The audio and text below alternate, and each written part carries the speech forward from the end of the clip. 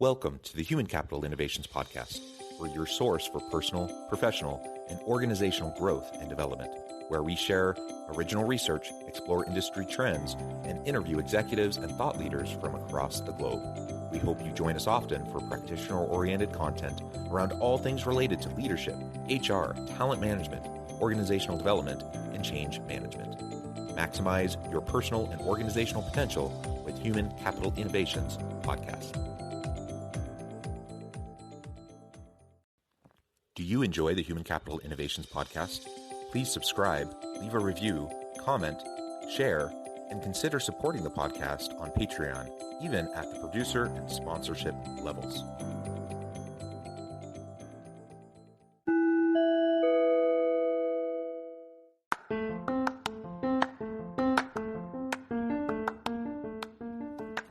Welcome to the Human Capital Innovations Podcast. In this HCI Podcast episode, I talk with Thad Price about attracting and retaining top talent in your organization.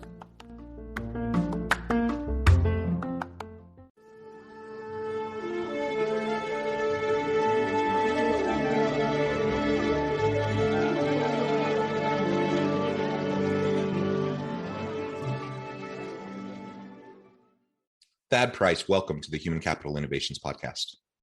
John, great to be here. Thank you very much.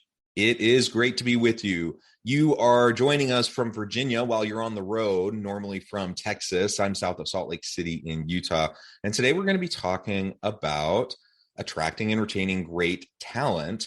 And of course, this is always an important topic. This is always relevant for organizations, but particularly right now in the throes of, post-COVID, recession, inflation, the great awakening, the great resignation, all of these things are creating this context in which it's challenging for organizations to put the right mix together to really attract and retain those good people. So we're going to pull that apart and talk about strategies and approaches that organizations can take as they're trying to do just that and assemble a really great team. As we get started, I wanted to share Thad's bio with everybody. Thad Price is CEO at Austin-based Talru, the award-winning talent data-driven job advertising platform where he provides leadership strategy and guidance to all departments.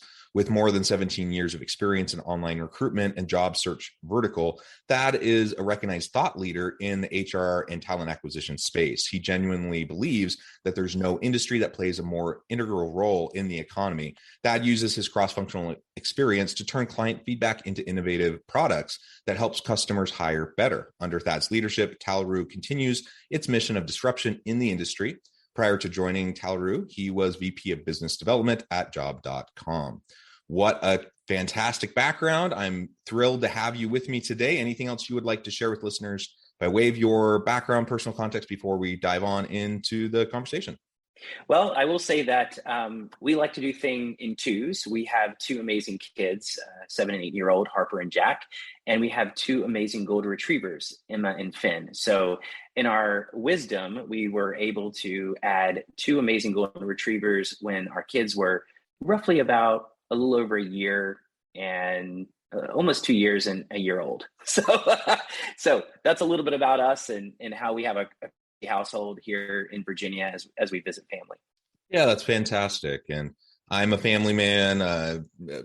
Listeners of the podcast know I have a bunch of kids and I have a couple dogs that I walk religiously. And I just think that's wonderful. So I'm connecting and vibing with you there. That's fantastic.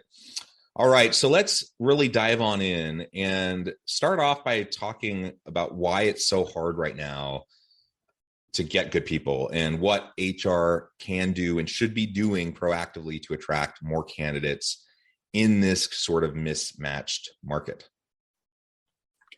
Well, I think, what we've seen, somewhat post-COVID is this shuffling of the workforce. One of the things we spend a lot of our time with helping companies build their essential workforce. And we've seen a lot of pain with a lot of companies focusing on building the workforce, attracting talent, retaining talent. It's a tight labor market, right? There are more jobs than ever. Talent is, they have the opportunity to be picky. And so a lot of it is focusing on the basics, focusing on how companies can really think about the benefits they offer, Flexibility has become one of the most interesting things that we've seen.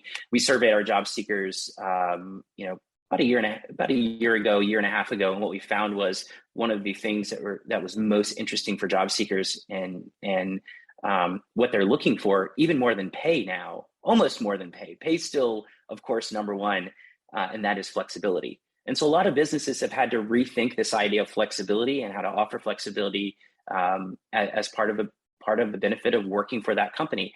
And I think a lot of this is because of how the way we're working has changed. And especially when we think of essential workers and we think of hourly workers as well, one great example is the gig economy. Now companies can now there's so much activity in a lot of the gig marketplaces that essential workers and hourly workers can work when they want by turning on an app and delivering for Instacart and, driving for Uber or DoorDash, whatever may happen. And, just as during COVID, e-commerce accelerated because folks were actually buying and using systems because they didn't want to go out and shop.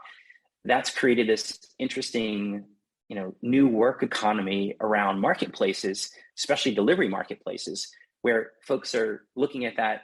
I would say that the calculus around the opportunity. And so what I share with a lot of companies is, the calculus around the opportunity. Now we have a great opportunity to share why a job seeker should come work for you and tell the story, right? Especially with marketplaces, it's very transactional. It's you're delivering, you're getting tips, you're delivering, you're getting tips, you're getting paid for some type of action.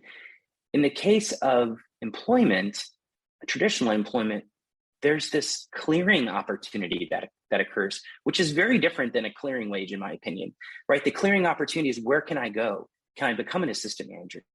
Can I become a manager? Where can I go within a company? And I think we need to be telling that story. At Tauru, we have a tradition, a terrific tradition of actually internal promotion and telling the story of the opportunity within Tauru and how folks can move into different departments. They can move in departments. And I think more companies need to tell that story because more job seekers are looking for that type of opportunity as it stands today. Yeah, I absolutely agree. And it, like you said, it's interesting. Pay is always important. People want to be paid enough to feel like they're being treated fairly, equitably, that they can meet their needs, basic needs of their family, and that they're able to achieve their goals. But once you're paying people fairly, and you kind of at that point take pay off the table, because people just feel like that's taken care of. And at that point, it's all the other things that really make up the difference, whether people decide they want to stay in their job. And during the pandemic, and as we move into post-pandemic, the number one, as you mentioned, of those intangibles is the flexibility piece. There were lots of others, the intrinsic motivators, the workplace relationships, the culture, all those things matter. But flexibility, that has been shown out in research again and again and again over the last couple of years, that is what people are really desiring. And so that's challenging, right? It's hard for organizations to provide more flexibility, especially the larger the organization, the more complex it is, the more bureaucracy you have. There's layers of approvals and blah, blah, blah. Like it gets more complicated when you have people doing different things. And so I get it why organizations want everyone to just do the same thing. That's easier to administer and to hold people consistent and constant. Yet that's not what people want. That's not what employees need. And so it's like this balance, right, between trying to make sure that we're meeting the needs of the employees so we can attract and retain good employees, while also, meeting the organizational needs of the company.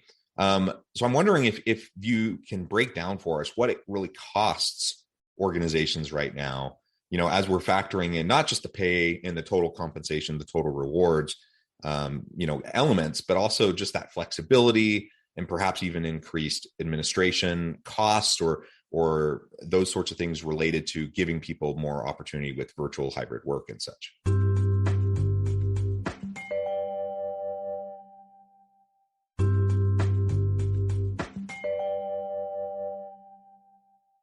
what we see from a cost per hire perspective in hiring essential workers is it's roughly around $670 to hire an essential worker today.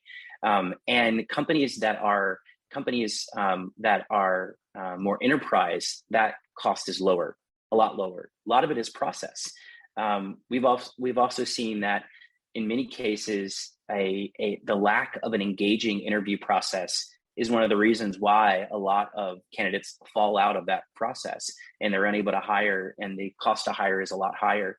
So typically enterprise companies have a lower cost per hire because they have automation and they've invested in tools to be more effective at working the candidate through a process. And we see this from our customer base as well. When you think of hiring and you think of all the things that you need to actually attract candidates, you really need a workflow and you need a great process and you need tools to be able to support that process. So I think that, if we can connect with candidates in a quick manner, we can engage them, we can showcase the company, all the benefits with a company. I think companies can have a lot more success in hiring. It is costly to hire. And I think companies that think of hiring as not a cost center, but a revenue center, I think are the ones that are on the leading edge and are in the growth mode, right? Too many times our industry, human resources, talent acquisition in general, it's been seen as, oh gosh, I have to hire someone, that's going to cost money. And that's not how to look at it, right? When you hire someone, great people grow great companies. And when you hire great people, they will grow your company. And that's what it's all about. They will help grow revenues. And I think this is shifting. I think this thought process around, cost center versus revenue center is shifting, has been shifting. But I definitely think that COVID has accelerated this, especially when you think of, restaurants closing early because they can't find folks to work a shift and losing revenue. We continue to see this. We continue to travel in, airports across the US where businesses are just simply shut down. Service-oriented businesses are simply just shut down because they're having problems attracting candidates to fill shifts. So, I think we need to, as an industry, we're doing a better job. We're still not there, but great people grow revenues and grow companies. And this idea of moving talent acquisition, human resources from a cost center to a revenue center is happening, and it's exciting to be a part of it. Yeah, it is exciting. And to see those shifts over time and the acceleration into the shifting nature of work and the HR industry and talent acquisition roles and everything, to see all of this changing around us in real time is fun and exciting. It's also a little bit scary. And organizations, of course, have been grappling with how to do this well and to lean into the change, right? And of course, one of the things we're dealing with right now, so we're moving into post-pandemic world, hopefully, more people vaccinated, things are more back to normal now than they've been in the last 2 years. And so that, I think, is less of a concern to most organizations and to most leaders, certainly less than it was, a year or two ago. But now, we're dealing with recession, potentially we're, certainly inflation, and those sorts of challenges. And organizations, in part, it's just due to the Great Resignation and the tight labor market. Organizations having to pay more to get good people, but now you have inflation on top of that, which is making it even more challenging to stay on top of the total compensation, total rewards.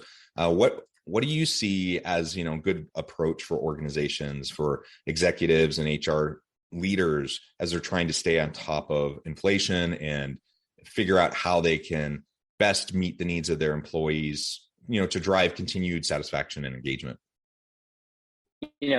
As companies are navigating this, I think the first thing is we need to start having more conversations with our team members and let them know, going back to this idea of the clearing opportunity, let them know what the opportunity is for them. Yes, there's inflation, wages are increasing, all these things, but I think we have to get back to the basics, which is what's your career track at said company? The basics is what does my opportunity look like? Where am I looking to go? And how can an individual company help me achieve that success? So regardless of, an increase in wages, 10, 15, 20, whatever that may be, for the individual job seeker, for the individual that you need to accomplish your goals as a company, it's all about the career track. and how you can support their career track and where they're going. And I think it all starts with a conversation. And, as I think about the conversations that we have with our team members, the conversation is about where we think the opportunity is for you and where you're looking to go and how we can fit into those conversations. And I think now more than ever, especially in a tight labor market, companies need to be proactive in having those conversations. A lot of companies probably wait for an annual review. That's completely wrong. Those conversations need to be happening early and often, at least once a month, to make sure that folks are right on track, they're growing, and there's a clear path forward of what that opportunity looks like for the individual. With a tight labor market, everything else happening, inflation, it's tough. But I think it's now even more important to ensure that we are focusing on our talent. We're investing in our talent and letting them know that there's a home and there's an opportunity beyond what they're potentially doing today. Otherwise, they'll find the opportunity somewhere else.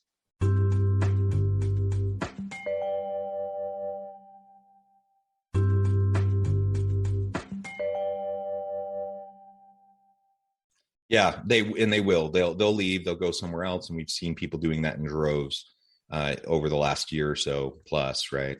And I think that trend is only going to continue, especially now that it's just not only do employees have they hold the cards, right, because of the tight labor market, and they know they have options. Teams are more distributed.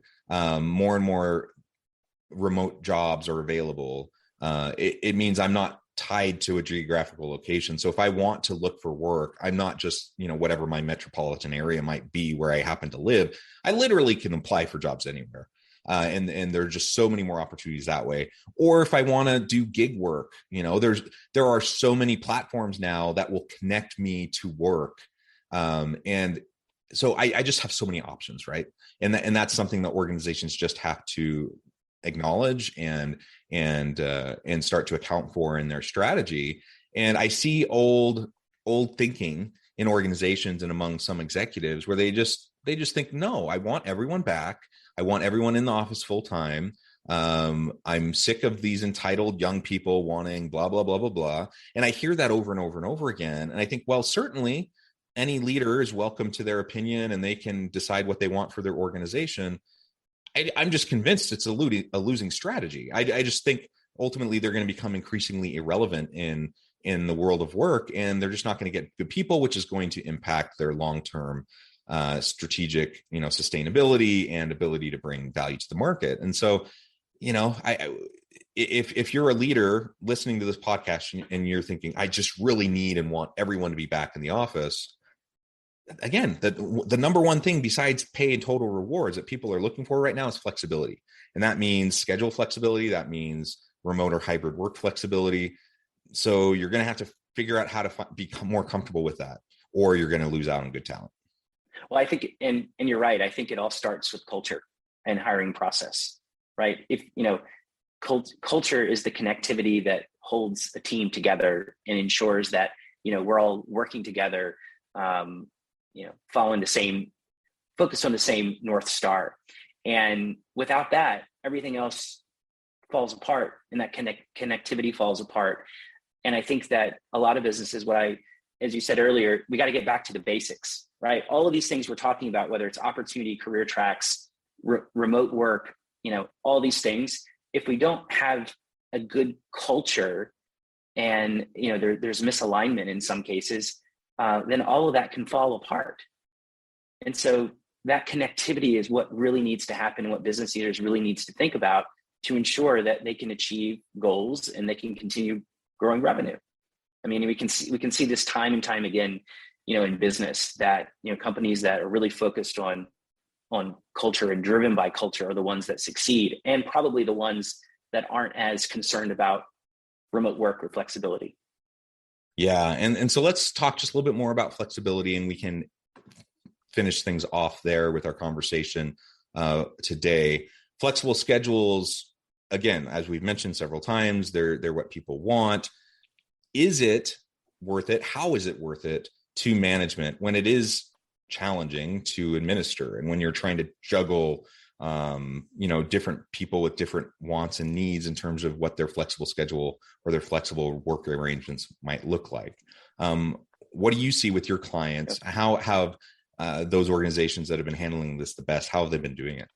I'll give you a great example of a company here in Texas that I think has done a tremendous job navigating this idea of flexibility and their strategy around it. So one of the largest grocery chains here in Texas is HEB.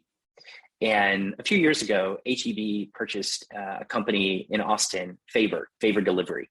And Favor Delivery was a delivery service. You could basically have anything delivered. So HEB acquired this company to basically provide this idea of delivery services to HEB customers. But with that, they gained the idea of accessing this gig flexibility enabled marketplace to that extent, where this labor pool could be flexible and could deliver for Favor and work when they want to work. And when you think about a traditional grocery chain that's focused on service and that's focused on cashiers and all the things that's needed, you don't necessarily think about flexibility, right? You're focused on being a cashier, you're behind the counter, and you have your shift and you're working your shift. And so I love that example because it worked out. It seemingly has been working out in a terrific way for them because they were able to basically provide flexibility to their existing base through Favor, but also focus on the folks that are looking for a full shift. And I don't know what the future holds for their shift, flexibility, everything that they're focused on today. But what I can say is that companies need to think about incubating this portion of flexible labor.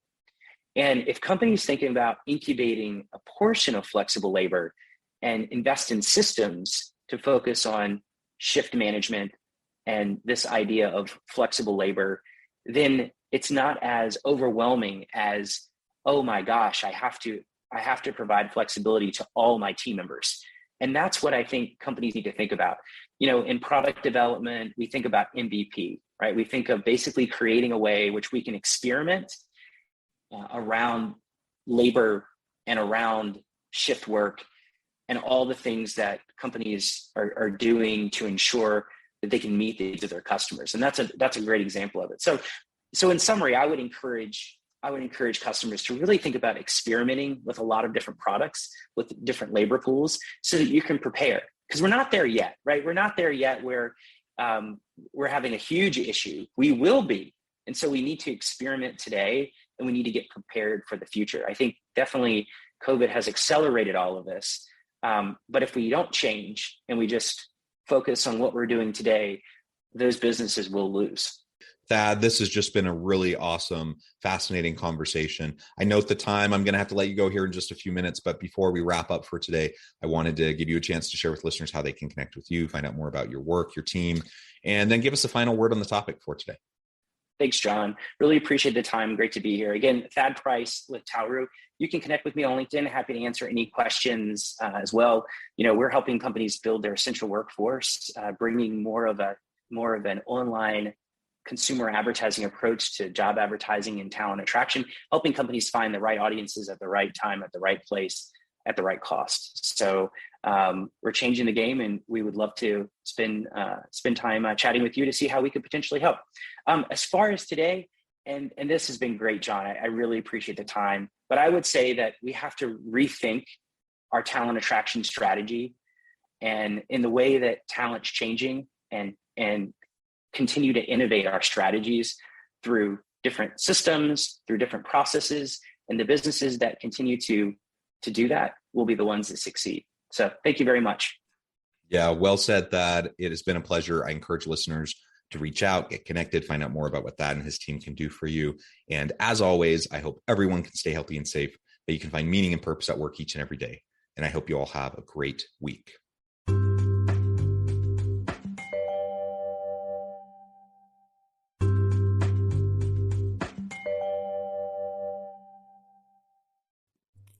Thanks again for joining us for this episode of the Human Capital Innovations Podcast.